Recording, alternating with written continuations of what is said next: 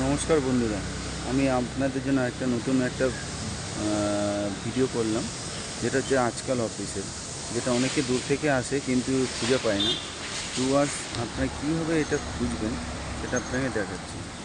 এইদিকে চলে গেল আপনার ফিলিপস মোড় থেকে আপনি টুয়ার্স ঝিলপাড়ের দিকে আসবেন, যেদিকে 215A/1 বাস স্ট্যান্ড আছে। সেখানে দেখবেন আপনার আজকাল অফিসের অপোজিটে আছে সিবিআই হাউজিং কমপ্লেক্স।